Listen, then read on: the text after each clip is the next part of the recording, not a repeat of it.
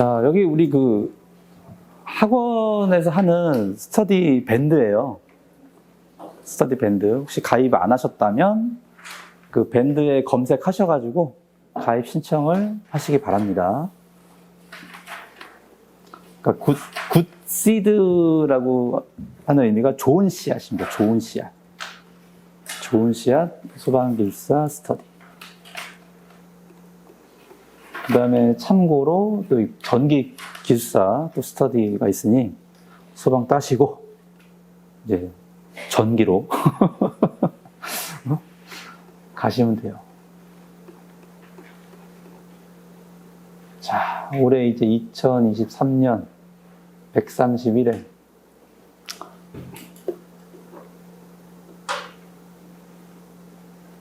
맨 밑에요, 맨 밑에요. 그러니까 각 섹터별로 어떤 문제들이 몇 문제 나왔냐. 여기 뭐 건축방재가 10문제라고 하는데 이거는 순수한 건축방재 문제는 아니고 여기 법규가 플러스가 됐어요. 법규 문제가 많이 나오잖아요. 법규가 플러스가 돼서 좀 많이 나온 것처럼 보이는데 보통 건축 관련해서는 한 4-5문제가 꾸준히 나옵니다. 그래도 4-5문제. 근데 가장 많이 나오는 거는 당연히 이제 요 소방 기계죠, 기계. 소방 기계가 많이 나오는데 요즘엔 기본적인 문제가 안 나와요, 이제. 기계 쪽에서도. 그러니까 우리가 공부하는 그 교재 안에서 공부하는 것 중에 막 사이드 문제 같은 것들. 이런 걸 낼까 싶을 정도의 어떤 문제들이 나온다는 거죠. 그러니까 제가 이번에 문제를 보면서 어떤 느낌이 들었냐면 옛날에 고등학교 다닐 때 제 국사를 되게 싫어했거든요. 왜 싫어했냐면 정말 공부를 해도 막 저기 끄트머리에 막 이상한 되도 않는 막 그런 문제들을 막 냈어요. 출제를. 제 고등학교 다닐 때. 그래서 국사 점수가 막 40점대였어. 막 열받는 거야. 막 열심히 공부했는데. 어느 순간부터는 국사 공부를 안 하게 돼요. 해도 40점, 안 해도 40점이니까. 찍는 거랑 비슷한 거예요. 했는데도. 지금 이 문제가 그렇다는 거예요. 그러니까 기계긴 기계인데 정말 저 구석에 있는 걸 끌고 와서 낸 문제 같은 느낌. 뭐 기계뿐만이 아니에요, 지금. 뭐 연소도 그런 문제도 있고. 이 전기는 소방 전기도 안 나와, 이제는. 건축 전기 내용이 나와. 전기 문제가. 요즘 그래요, 추세가. 그러니까 점점점 어려워지고 있는 거죠. 그리고 여기 보세요. 이런 가스 폭발 위험물, 위험성 폭발. 얘는 나오기도 하고 안 나오기도 하고. 그럼 이거 해야 돼요? 말아야 돼요? 공부를. 기본만. 해야 돼, 말아야 돼. 이거 참 애매한 거예요, 이게. 근데 우리 교재 범위 안에 그래도 이게 꽤 많이 차지해요. 꽤 많이 차지해. 그래서 선택과 집중이라고 하지만 제가 공부하시는 분들한테 당부드리고자 하는 게 하나 있는데 편식을 하지 말라고 제가 얘기 좀 하고 싶어요. 편식. 그러니까 얘네들 먼저 하고 싶잖아요. 딱 보면은 좀 많이 출제되는 거 위주로 하고 싶잖아요. 근데 결국 발목을 잡는 거는 얘네들이다. 내가 합격을 하냐 못하냐를 좌우하는 거는 결국은 종락에 가서는 얘네들이라는 거예요. 맨 마지막에 내가 58.9점 막 맞고 합격했는데 이 한 문제만 잘 쓰면 합격인데 그 한 문제 잘 못 쓰는 문제가 얘네들이 되는 거예요. 그렇게 되거든요. 그러면 그때 얘네들을 다시 손대잖아요. 그럼 또 2년 걸립니다. 그래서 편식을 절대 하지 말라고 말씀드려요. 그러니까 공부를 하긴 하되 비중을 나눠서 하시는 거예요. 비중을. 그러니까 출제가 안 되긴 하지만 좀 그래도 매일매일 조금씩이라도 좀 눈에 익히라는 거죠. 자, 1교시 문제 간단하게 한번 쭉 보고 우리 1교시에 들어가 볼게요. 자, 로치먼트 현상. 이거 많이 우리 그래도 공부했잖아요. 기본 모의고사 반대도 하고 기본반 수업 때도 하고. 시험 방법을 이제 설명하래요. 이 시험 방법이 참 많이 나와. 그죠? 그러면 시험 방법을 쓰라는 문제일까를 고민해봐야 돼. 소방길사는 시험 방법을 쓰라는 문제가 시험 방법을 쓰라는 문제는 아니에요. 그래서 어려운 거예요. 시험 방법에 뭐가 잘못됐냐. 한번 너의 의견을 제시해봐라. 그거예요, 그거. 그러니까 시험 방법, 설치 기준, 어떤 법규적인 문제가 나오잖아요. 그러니까 소방의 그 법은 아직 완성된 법은 아닙니다. 왜?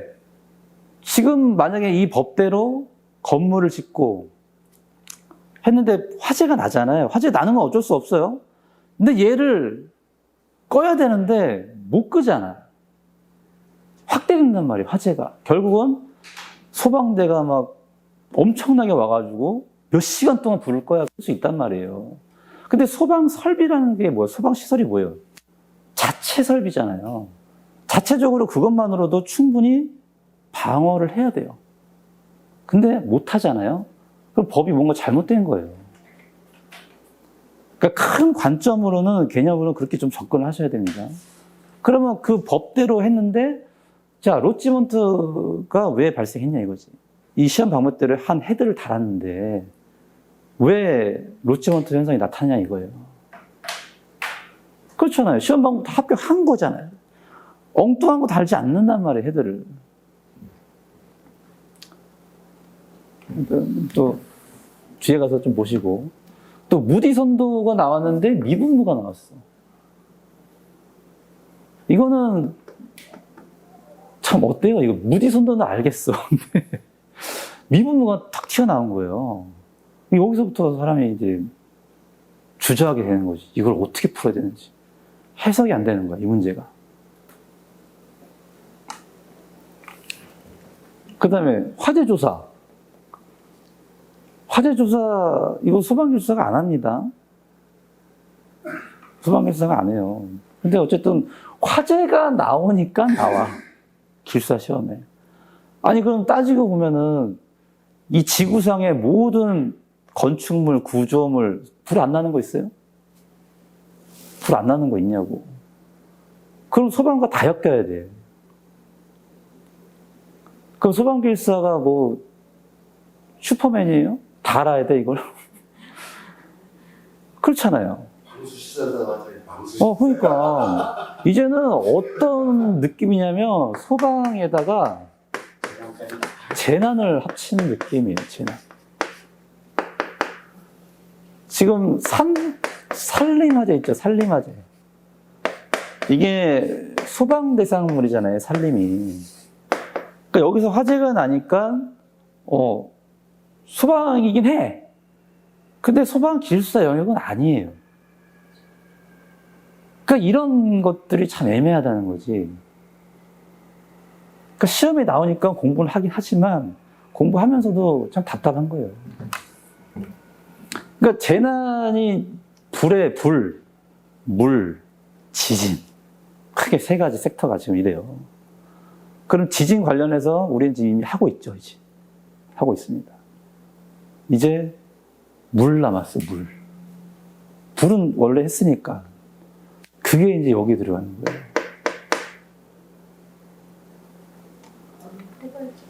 네, 엄청 포괄적이에요. 그러니까 더 확장되기 전에 빨리 따셔야 돼요. 이게 또 어디까지 또 범주가 늘어날지 모르겠어, 나는. 그다음에 자연발화. 자연발화인데 공부했어요. 근데 열방사와 고온기류의 자연발화를 하래. 또 여기서 멘붕이 오는 거야. 그렇죠. 어떻게 해야지? 저온바라, 고온바라 그거에 대해서 들어보는 일단 이제 나중에 가서 또 보시고요. 그다음에 접지 관련. 제가 접지는 항상 수업 시간에도 강조를 합니다. 접지는 소방과 뗄래야 뗄 수 없어. 이거 참 웃겨. 이게 전기 거잖아요. 근데 소방에서 접지 문제가 꽤 나옵니다. 그리고 면접가잖아요.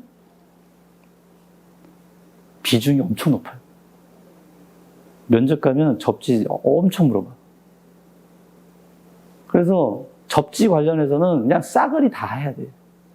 소방길사가. 참 어려운 거예요. 그래서. 그다음에 발전기. 이것도 발전기 설계 시공 어디서요? 전기업체에서 해요. 근데 소방길사가 용량을 왜 신경 써야 돼? 전기에서 다 알아서 하는데. 우리는 잘 시공됐는지, 뭐 내진 관련해서 좀 부족한 점이 없는지 그런 거만 보고 보완하는 측면이지 주가 아니라는 거예요, 소방이. 자꾸 나오잖아요, 지금 문제.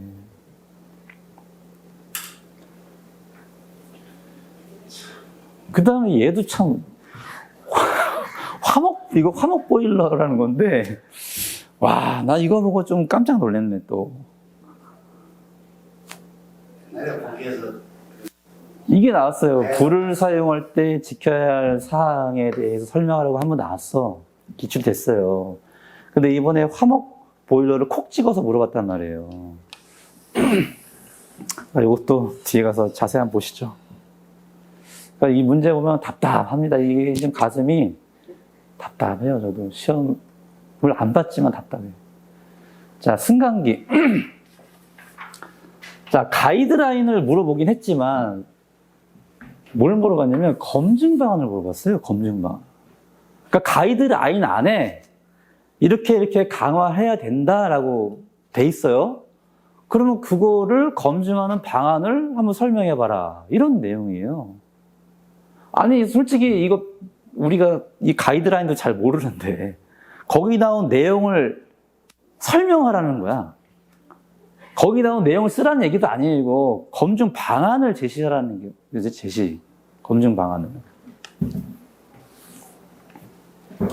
그 다음에 이것도 말도 어려워. 지연 출구 전기 잠금 시스템. 그죠? 이게 구글에서 이거 치잖아요? 이렇게 해석이 됩니다. 구글에서 치면. 근데 이게 잠금 해제 지연 장치예요. 그러니까 좀 우리나라 말스럽게 바꾸자면 잠금 해제 지연 장치다. 근데 이거를 구글 검색창에 딱 치면 이렇게 나온다. 그래서 나 이것도 일반화된 용어인가 싶어요. 그것도 좀 문제 가서 같이 볼게요. 그 다음에 레크식 창고는 알지만 송기 공간은 또 우리 모르지. 감정 얘기하는 거예요. 제가 그 수업 중에 얘기를 한 적이 있을 거예요. 레크식 창고 하면서 이 펠릿이라고 하거든요. 이 적재물과 적재물 사이에 이 공간이 지금 설치 기준이 정해졌잖아요. 어떻게 하라고. 제가 그때 아마 얘기하는 거 기억나실 거예요. 그럼 여기서 화재가 나면 여기로 엄청나게 연수 확대가 급격하게 상승할 텐데 어떻게 하면 좋을 것이냐 생각해 보라고. 한번 얘기한 적 있죠. 수업 중에. 이게 나온 거예요. 송기 공간이라고. 그때 제가 송기 공간이라는 용어는 안 썼지만 언급은 했습니다. 그거 같긴 한데. 아, 네. 그러니까 여기 뭐예요? 여기 딱 영어로 써놨잖아. 그러니까 우리나라 말로 이게 원래는 이건데 해석을 이렇게 하니까 뭔가 좀 이상한 거예요. 네? 그래서 제가 항상 공부할 때 뭐라고 얘기하냐면 원문, 원서의 단어를 갖고 공부를 하라. 이 개념을 잡으라는 거죠. 그러니까 이게 만약에 없어. 송기 공간이라는 것만 나왔어요. 그럼 도대체 이게 뭐야? 그러니까 여기에 문제에 영어로 딱 집어넣는 이유가 있는 거예요. 그래서 항상 어떤 단어들, 이게 다 외국에서 넘어온 거란 말이죠. 단어들에 대해서 그 개념, 정의를 잡을 때는 항상 이 원문을 봐라. 그럼 플로우 스페이스가 뭐예요? 공기가 이동하는 공간이구나. 송기 공간이라는 용어를 딱 들었을 때와 플로우 스페이스라는 거를 해석했을 때 느낌이 좀 달라요. 이것도 마찬가지예요. 성층화도 이거를 왜 넣냐 이거지. 이걸 해석하면 뭐예요? 이거 단층화예요, 단층화. 그러니까 성층화가 곧 단층화랑 뭐 같은 의미지만 성층화라고 하면은 왠지 좀 느낌이 잘 모르는 분들도 많을 거예요. 근데 만약에 연계 단층화라고 했으면 얘를 몰라도 썼겠지. 계산식을 쓰라고. 근데 이제 여기서 또 막혔을 거예요. 여기서. 얘는 그래도 아는데 설명할 수 있는데 야 이걸 어떻게 계산해? 그러니까 이렇게 뭐냐면 1교시 문제인데도 봐보세요. 두 가지를 물어봅니다. 두 가지를. 한 가지를 물어보는 문제가 별로 없어요. 자, 현상, 과, 계산식을 설명하시오. 뭐 이런 식이에요. 그 다음에 계산 문제. 제가 단위 변환 항상 강조했죠. 단위 변환. 이거 푸셨어요? 0.04. 아, 그래요? 잘 푸셨네. 그러니까 단위 변환을, 이거 기본적인 문제입니다, 이거. 이걸 계산기라고 해가지고 그거 안 해. 일일이? 일일이 다 계산하셨구나. 그래도 잘하셨네. 어쨌든 단위 변환은 자주 출제됩니다, 이거. 꼭 이런 단위 변환 위주의 문제가 아니더라도, 그러니까 얘는 단위 변환이지만 뭐예요? 압력도 같이 물어본 거잖아요. 그러니까 압력과 단위 변환을 동시에 물어본 문제다. 그 다음에 베이퍼 딜레이 타임. 제가 수업 시간에 이거 이제 잘 안 나오니 하지 마세요라고 했거든요. 근데 나왔어. 단위도 그게 파워가 나왔습니다. 막 복잡한. 맞아요. 이게 우리나라 게 아니라 그래요. 자, 그러면 1교시 문제부터 한번 볼게요. 2교시 문제가 있는데, 이거는 나중에 2교시 할 때 문제 같이 보면서 하시죠. 지금 시간이 많이 없어가지고. 자, 이제 1교시 시작하겠습니다.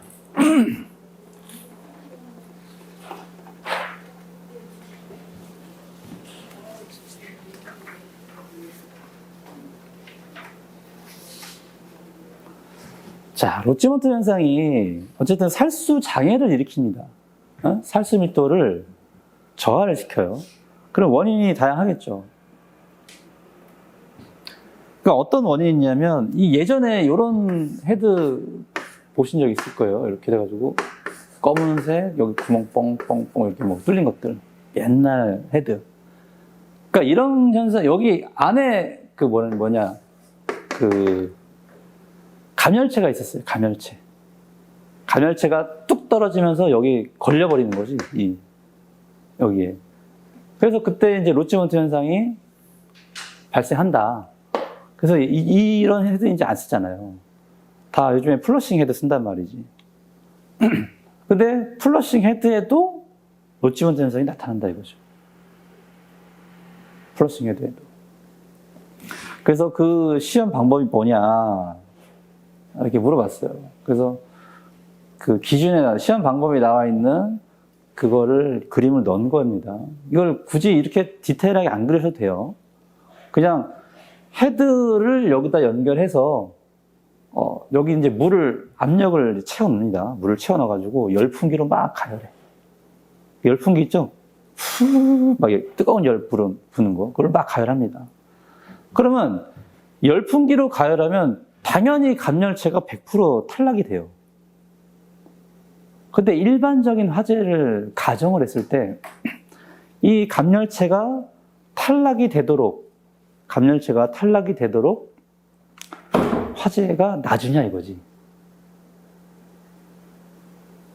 그러니까 화재에서 나오는 열량이 이 감열체가 탈락이 되도록 못하는 경우도 있잖아요. 그러니까 열량이 되게 작은 거야. 화재 크기가.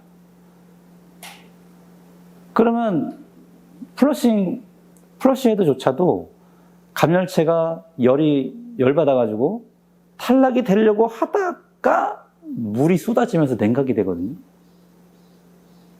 감열체가 떨어질랑 말랑 하다가 물이 쏟아져서 냉각이 돼요. 그럼 어떻게? 얘 대롱대롱 매달려 있어, 이렇게. 꺾여가지고. 그럼 물이 질질질 새거든요.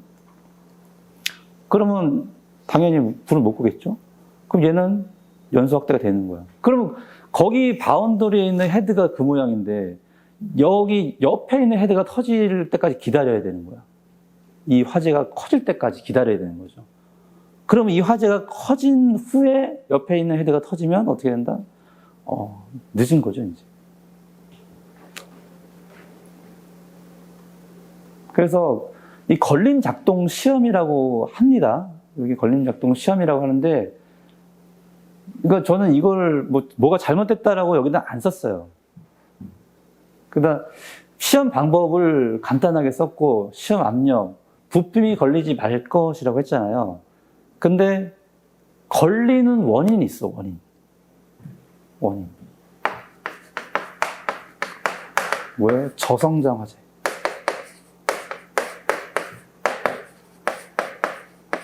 저성장 화재가 일어나면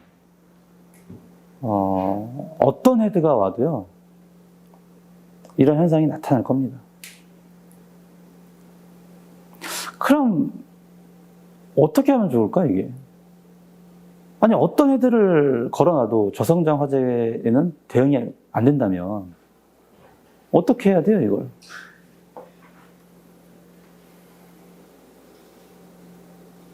그 드라이 펜던트 형식 있죠. 드라이 펜던트. 어떻게, 우리 하향식을 이제 할게요. 하향식. 여기 이제 반자가 있고, 이렇게 따가지고 이제 헤드를 이렇게 걸잖아요. 그러면 이 헤드, 요 습식 헤드지만, 그러니까 여기 헤드, 바로 요 끝까지 물이 차 있는 거거든요. 그러니까, 실린 제트 플루가 와도 이게 일정 정도 약하면 이 물로 다 뺏깁니다, 열을. 이 물의 열 용량이 또 크잖아요. 물의 열 용량이 크기 때문에 이 열을 일정 정도 뺏겨요. 그 다음에 더 이상 뺏길 게 없으면 얘가 터져가지고 개방되는 거예요. 그러면 여기에 물이 안 닿게끔 물을 한 여기까지만 올 수 있게 하는 거지. 그 다음에 헤드를 이런 식으로 해가지고 여기에다가 이렇게 쇠 봉 같은 거 조그만 거 하나 걸어 놓고 얘가 탈락이 되면서 이게 다 뚝 떨어지면서 나올 수 있게. 그러면 얘는 물에 안 닿아 있잖아요. 그러니까 어느 정도 열 받아서 잘 떨어지게, 물의 영향을 안 받게 할 수도 있지 않을까. 그러니까 드라이 펜던트를 생각하면서 한번 생각해 봤어요, 제가. 이런 형태의 헤드를. 그러니까 소방이 어려운 게 뭐냐면 방법을 내가 찾아야 돼. 대책이, 그러니까 뭔가 대책이라고 나왔는데 해보니까 또 문제가 생겨. 얘를 보완해가지고 또 설치했는데 또 문제가 생긴다는 거예요, 소방은. 항상. 왜? 화재가 너무나 다양한 형태이기 때문에 그래요. 화재의 형태가 1부터 100까지 있는 게 아니잖아요. 정의를 내릴 수가 없는 거죠, 정의를. 그럼 그때 맞춰가지고 뭔가를 계속 대응책을 할 수가 없는 거예요. 그래서 대책이 딱 정해진 게 없어요. 그래서 다른 기술사보다 어렵습니다. 어쨌든 저성장 화재에도 일반 헤드도 그런 현상이 나타날 수 있다라는 거예요.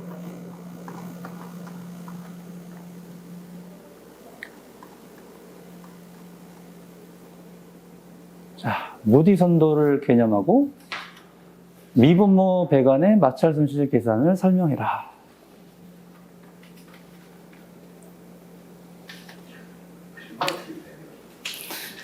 그래서 무디 선도는 어찌됐든 설명을 했겠죠. 이렇게 그림 그려가지고 섹터를 이제 3개로 나눠서 여기가 측류, 여기가 측류죠. 이렇게 해서 여기가 천이, 이쪽이 난류입니다. 측류, 천이, 난류. 그래서 측류, 천이, 난류 3개로 나눠서 여기 설명을 하면 되고요.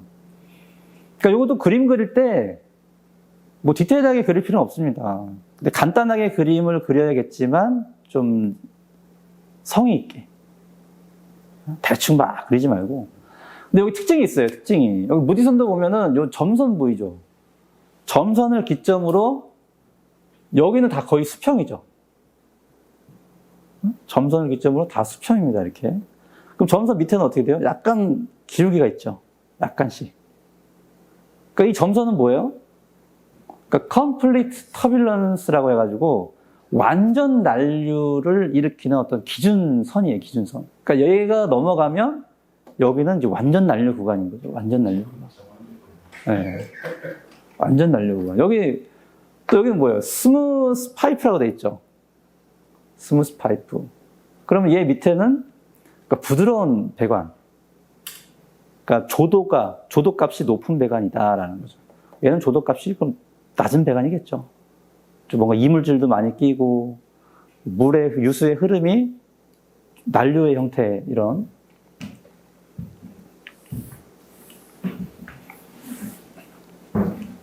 그래서 이렇게 구분해서 잘 쓰면 되는데, 그러니까 여기도 이제 쓸 때 거친관, 매끈한 관 썼잖아요. 거친관, 요 점선 위를 거친관, 점선 아래를 매끈한 관이라고 표현한 겁니다. 이렇게. 자, 측류는 레이놀드가 2100 미만에서 F가 0. 마찰 손실 계수가 0.03 이상이죠. 최소가 0.03이라는 얘기죠. 그다음 천이역은 2100에서 4000 사이. 난류는 4000 초과다. 여기까지는 어찌됐든 뭐 쓸 수는 있는데, 이제 다음이 문제예요, 다음이. 이를 어떻게 할 것이냐. 자, 미분무 수화 설비에서 이게 어디 나온 개념이냐면, 그 소방기술사 회에서 예전에 수리 계산하는 방법을 2018년도인가? 17년도인가? 그걸 제시한 적이 있어요. 수리 계산. 국내에 관련된 수리 계산이죠. 그래서 몇 교시에 또 수리 계산 문제 나왔잖아요. 이게 그거랑 연관된 거예요. 수리사 절차. 네, 그렇죠. 그거랑 이거랑 연관된 거예요. 거기에 미분모에서 배관 마찰 손실을 어떻게 계산하냐가 나와요. 그게 요겁니다. 그 중압식과 고압식은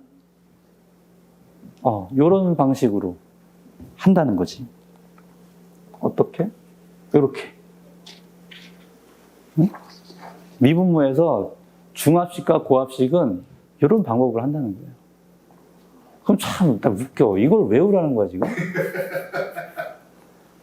이걸 외우고 있는 사람이 누가 있냐고, 도대체. 그렇잖아요.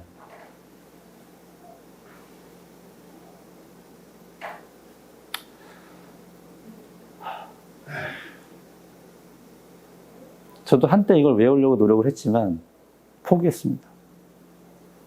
못 외워요, 이런 거.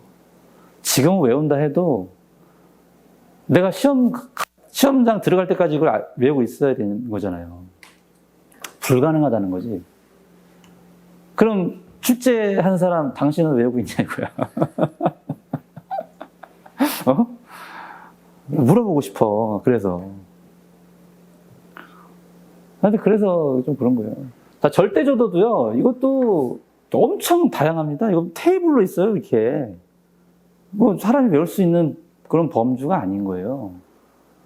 그거 실어놔도 의미가 없는 거지. 그래서 하여튼, 이런 식으로 계산한다는 거죠. 미분모 수화배관의 마찰 손실을 계산할 때는. 그러니까 일반적으로 우리가 수계하면은 달시식을 쓰잖아요. 수계 마찰 손실 계산할 때. 근데 미분모는 달시가 아니라 하전 윌리엄스. 일반적으로 수계는 하전 윌리엄스입니다. 근데 달시는 이게 변수가 많기 때문에 수계에는 잘 안 써요. 근데 미분모 소화설비 특성상 얘는 좀 써야 된다라는 거지. 의미가. 그러면 내가 굳이 얘를 몰라도요, 그런 방향성으로 또 쓰면 괜찮을 것 같아요. 그러니까 이거지. 왜 다른 수계는, 다른 스프링클러나 저압식은, 미분모 저압식은 하진 윌리엄스를 쓰는데, 왜 얘네들은 달시식을 적용을 해야 되느냐? 이제 그런 관점으로 접근해서 쓰면 되겠죠. 그러니까 답안이요, 내가 이걸 막 외우려고 노력한 사람이야. 이거 나오면 써야지 하고 준비를 했는데 막상 시험장 가니까 얘가 생각이 안 나요. 그럼 어떻게 해야 돼? 이거 쓰려고 노력해야 돼요? 다른 방향으로 답안을 변경해야 돼요? 틀릴 바에는 그렇죠. 제가 모의고사반에 항상 얘기하는 게 그거예요. 내가 모르는 거를 잘 숨겨야 된다. 내가 모르는 거를 잘 숨기게 답안을 방향을 이렇게 꺾어서 답안을 쓰는 거예요. 내가 아는 걸로. 그러니까 출제자는 이걸 물어본 거일 수 있지만 나는 내가 모르니까 못 쓰잖아요. 그럼 어떻게 해? 약간 변칙을 쓰는 거지. 하지만 당신이 물어본 거잖아. 의미는 같으니까. 이렇게 답안을 쓰는 연습을 자꾸 요구를 하는데 이게 정말 어렵거든요. 그러니까 단순 암기만 해서는 그런 답안이 안 나와요. 그러니까 소방에 대한 전반적인 큰 그림을 내가 이해를 하고 계속 그런 방향으로 공부를 해야 요렇게도 답안을 쓸 수 있고 요렇게도 쓸 수 있구나. 나중에 이게 보이거든요. 그래서 어쨌든 이게 그 자료에 있는 내용입니다. 이렇게 이제 해야 된다는.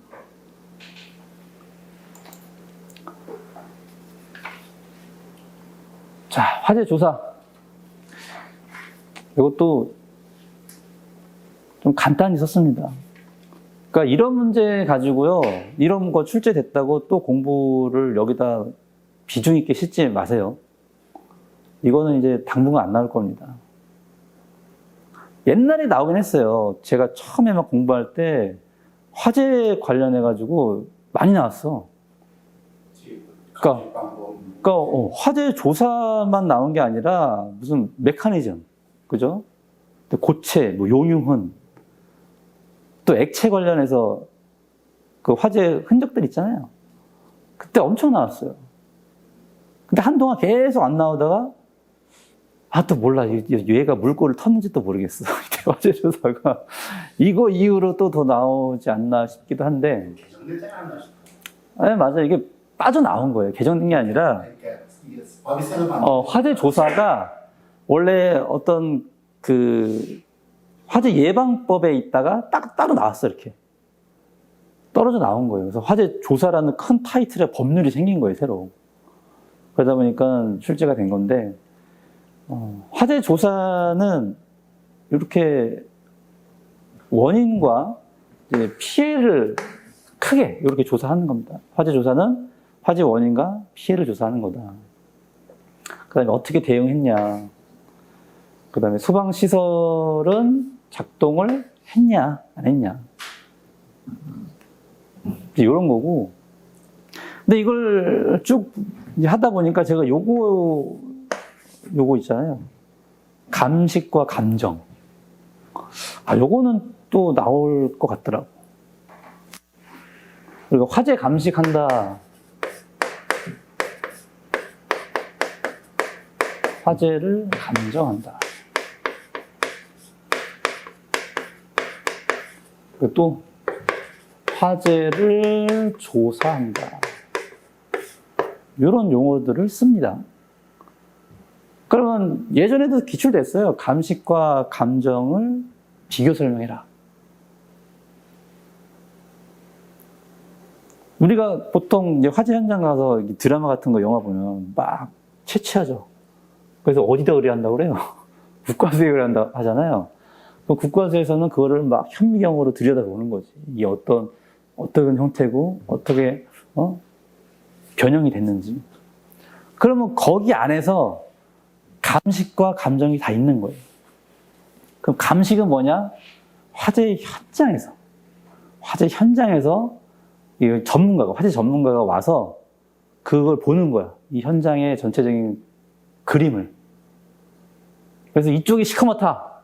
그럼 이쪽에서 뭔가 생성이 됐네. 또는 여기가 너무 하얗다. 그러면 여기가 시발점이구나. 이걸 찾아내는 거죠. 그럼 거기에서부터 해가지고 그 범위 안에를 또 한번 좀 더 자세하게 보는 거죠. 그러니까 여기는 뭐예요? 전문적 지식이나 경험을 바탕으로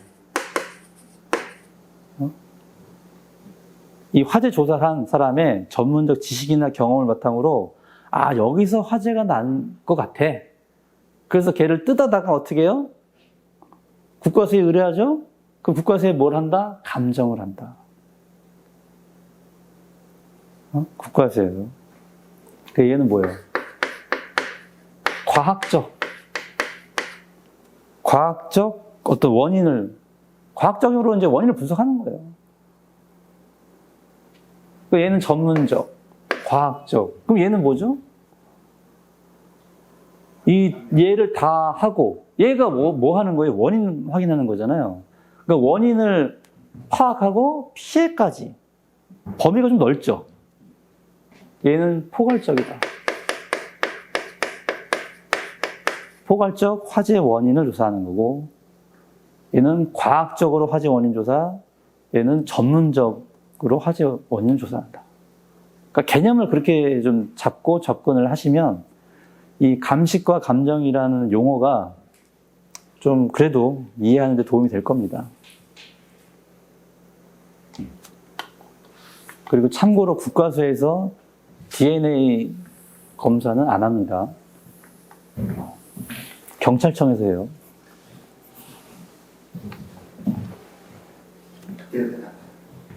하여튼 요거는 그렇게 좀 보세요. 간단하게 보시고. 자, 그 다음에 자연발화. 참, 이것도 참 어려운 내용이었어요. 자, 복사죠, 복사.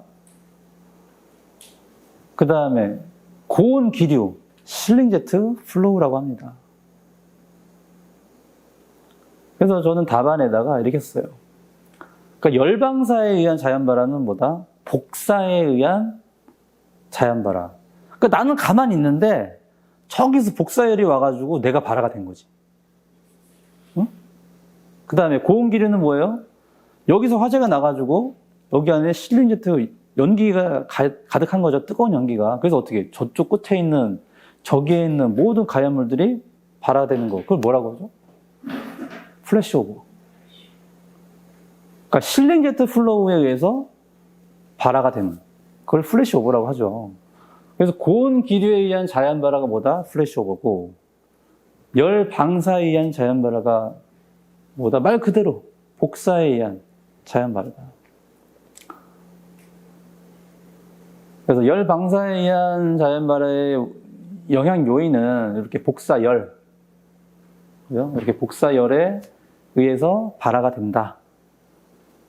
그 다음에 수열 온도라고 해가지고요. 목재가 260도가, 목재 표면 온도가 260도가 되는 온도 곡선을 이렇게 표현을 한 거예요. 그러니까 화재가 나서 이 화재의 크기에 따라서 이게 그래프가 달라질 수 있잖아요. 요렇게 될 수도 있고, 요렇게 될 수도 있고, 다 달라질 수 있단 말이죠. 초기 화재냐, 계속 성장함에 따라서 얘가 좀 좁혀지겠죠. 그래서 목재 온도가 260도가 되면 좀 위험하다. 화재 전파가 가능해진다. 라는 곡선입니다. 그러니까 수열 혼고라는 뜻은 뭐냐면 목재의 처마 있죠, 처마. 목재의 처마가 발화가 될 수 있는 높이다라는 거죠. 높이. 수열 혼고가 목재의 처마가, 목조 건축물의 처마가 발화가 될 수 있는 높이다. 그래서 H인 거예요, H. 수열 혼고. 이 Y는 AX라는 그런 형태잖아요. 그죠? Y는 AX. 그래프가 이렇게 성장한다는 거죠. P는 뭐야? 기울기.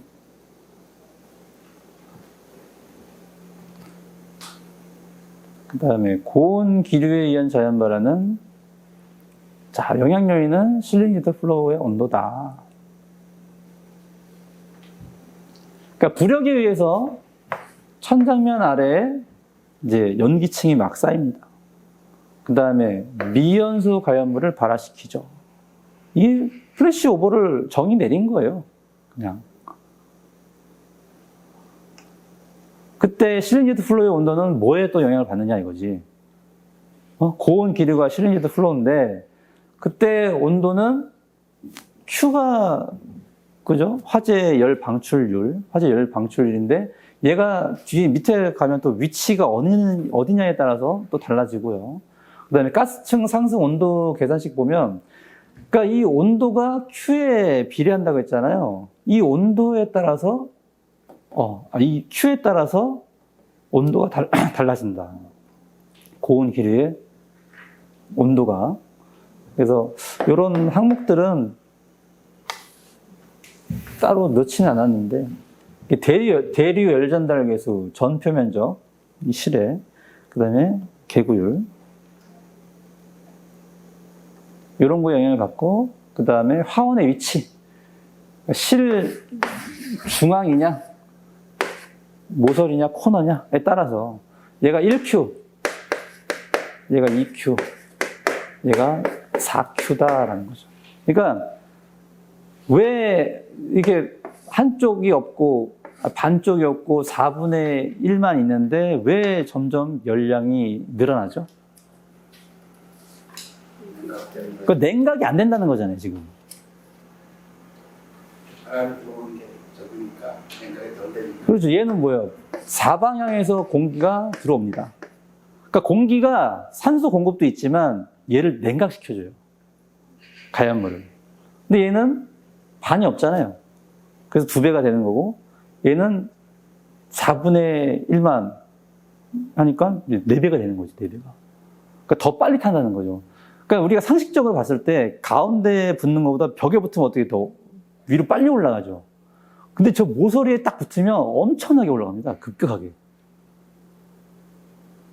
그러니까 뭐냐면 이게 불은 좀 생물이라고 생각하시면 돼요. 생물. 살아있는 형태의 좀 의미를 갖고 있거든요. 그러니까 지도 살라고 공기가 적게 들어오니까 어떻게 해? 지가 막 찾아가는 거야. 커져가지고. 왜? 자기가 커지면 어떻게 돼? 공기가 더 많은 면으로 들어올 거 아니에요. 그래서 자기가 커지는 거예요. 근데 얘는 뭐 원체 많은 곳에서 들어오니까 그렇게 커질 이유는 없지, 처음에. 하여튼 이런 의미고요. 그 다음에 천장 높이가 높으면, 온도는, 그 고온의 온도는, 기류의 온도는 다운되겠죠. 그 다음에 열 방출율. 자, 여기는 QFO라고 되어 있죠. 플래시오버가 발생하기에 이제 필요한 열량이라는 의미고요. 그러면 요 값이 크면 플래시오버가 잘 일어나나요? 이 값이 작으면 플래시오버가 잘 일어나나요?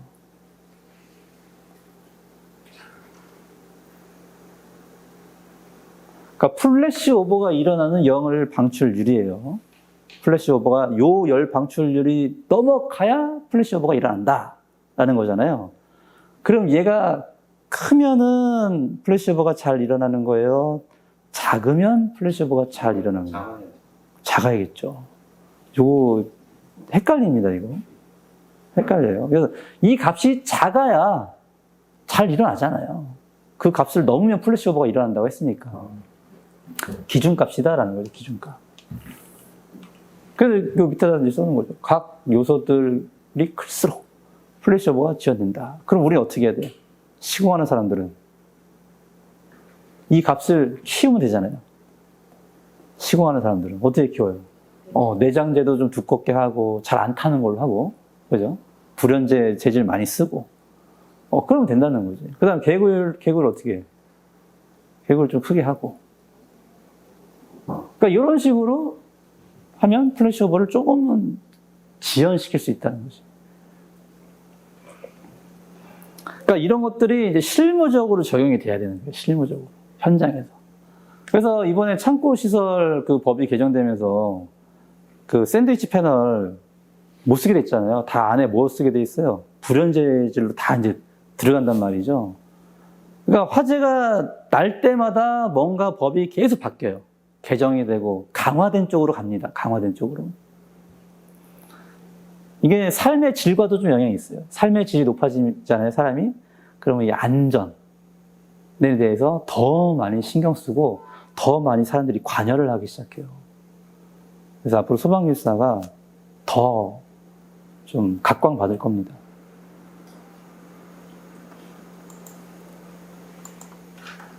자, 접지 관련 계통에서 용어를 설명하라고 했어요. 그래서 용어를 간단하게 설명한 겁니다. 간단하게. 소방기술사가 이거를 뭐 전기기술사처럼 할 필요는 없어요. 그래서 접지 관련해가지고 중요하다고 이제 강조를 하고 공부를 해야 된다고 하지만 어쨌든 전기기술사처럼 못한다는 거지, 우리는. 그래도 쓸 정도는, 방어적인 어떤 답안을 쓸 정도는 돼야 된다.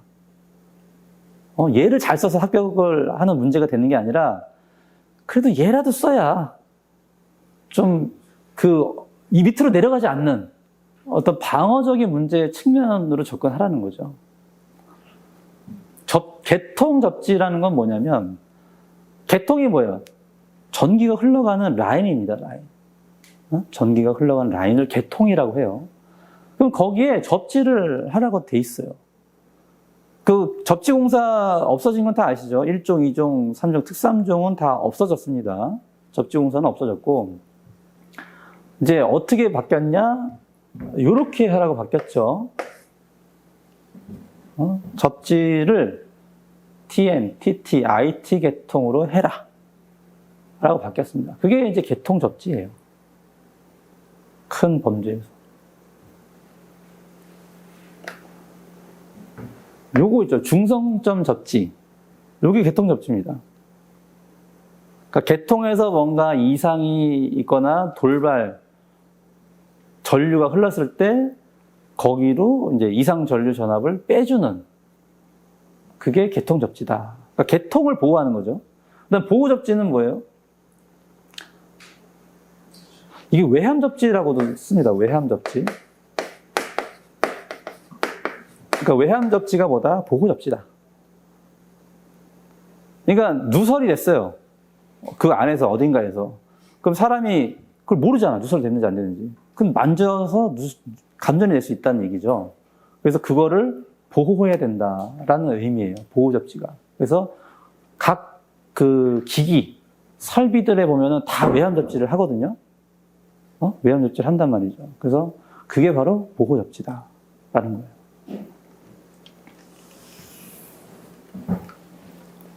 피레 시스템 접지는 이건 아시겠죠? 그냥 흔히 말하는 피레설비입니다. 피레설비. 그래서 저기 옥상에서부터 건물 바닥에 접지 시스템까지 모든 라인을 다 연결하는, 그거를 피레 시스템 접지다.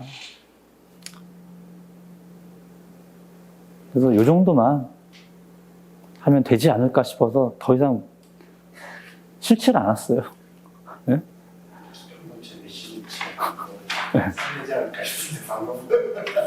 그러니까 이게 세 가지를 물어봤잖아요. 이거는 부분 점수는 줍니다. 각각 부분 점수를 줘요. 잘 쓰면. 그러면은 내가 뭐 얘를 잘 몰라. 근데 얘네들은 어떻게 좀 알겠어. 그러면 쓰면은 그래도 5점은 줄 거예요. 얘네들 잘 쓰면. 얘를 하나 뭐 좀, 얘를 잘 모르고 그래도 쓰긴 썼다. 그러면 6점까지는 줍니다. 소방기술사 시험에서. 근데 건축전기 시험에서는 그렇게 쓰면 안 되지. 근데 소방기술사 시험에서는 어느 정도 그렇게 써도 조금은 점수를 준다는 거죠.